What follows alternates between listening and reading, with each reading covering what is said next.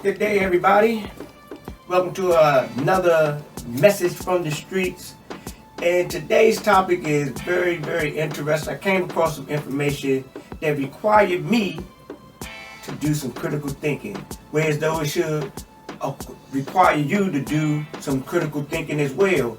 And what I ran across is a saying: the blood is thicker than water.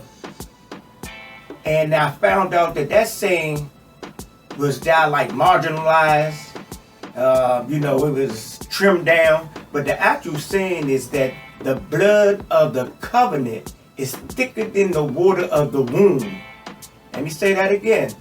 The blood of the covenant is thicker than the water of the womb. Now, what does that mean? Well, then, society, a lot of people be like, especially where, that I was brought up at, and the type of culture, the neighborhood, man, that's my blood, that's my blood, that's my relative, that's my family, woo, woo, woo, woo. And in that sense, the blood of the relative could do no wrong, and then people would step out there and get into all types of situations. People would even get hurt, injured, lose their life, get incarcerated, because they were sticking with a cliche that the blood is thicker than water. Even when their sons and daughters and cousins and nephews, their family members were in error, people stood up and fought for error instead of looking at the issue and addressing the error and the one that they say that they care for. But what happened was, instead of addressing the issue of the error, people got into these situations, they became emotional, and they went to war. They went to war on account of error, because their family member disrespected someone, stole something, did something that it required for them to be addressed. So, in society, on a broader scale of things, this is a system that goes on, and we can look at it in a lot of different facets. With these secret societies, they make these oaths and these agreements, and with these oaths and agreements, the blood of the covenant of the members, may it be the police department, the fraternity of police, may it be the Masons or the Elks or spiritual groups, Islamic groups, Christian groups, the Christian Science, the Mormons.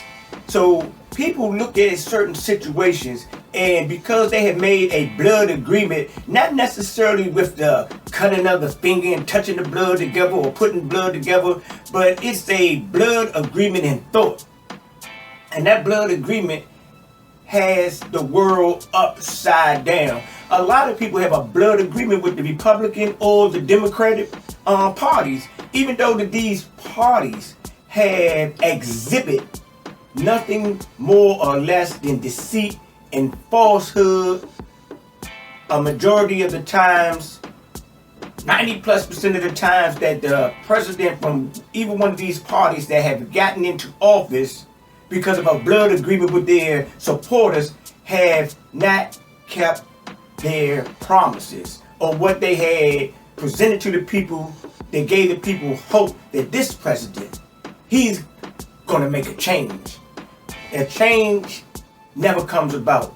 What happens is they address a small issue, then they try to address other issues. Then Congress, because of their blood agreement within certain parties, if it's the House or the Senate, they say, oh no, even though this information or this is a possibility of uplifting the country and making, steps towards a better tomorrow, we're going against this president because of our blood agreement within the parliament.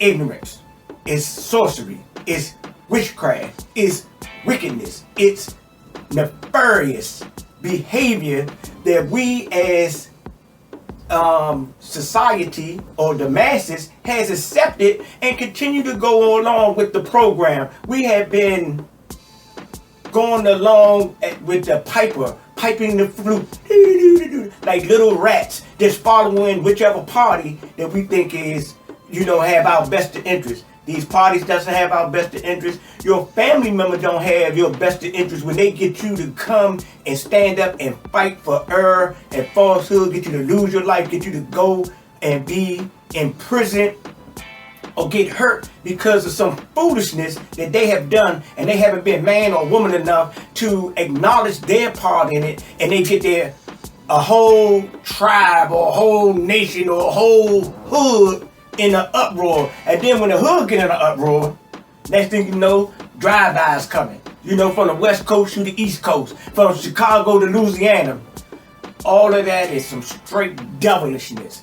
And we need to start to critically think about what we align ourselves with. Are we aligning ourselves with the higher ways of life, or we are down in the animal kingdom? We're fighting with, the pack, so forth and so on. Man, we need to change the way that we handle our business. Back to the initial point, ladies and gentlemen, the blood is thicker than the water. I also heard that the blood is thicker than the mud. Now, the blood is thicker than the mud is a symbolic or a metaphor saying that the blood of the agreement that people make agreement is thicker than the mud, which is man, or the dirt of the earth, according to some teachers in the metaphor or symbolic type of teaching, or either literally in some people's minds. Man is crafted from the clay of the earth.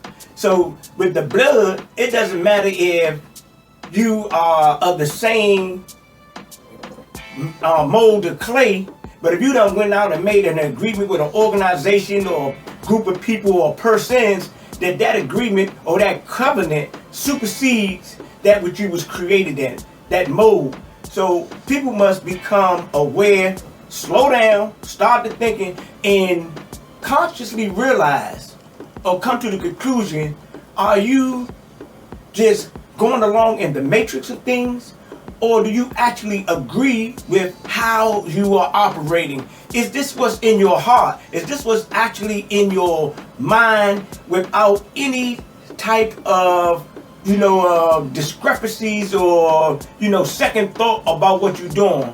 Ladies and gentlemen, this is another message from the streets.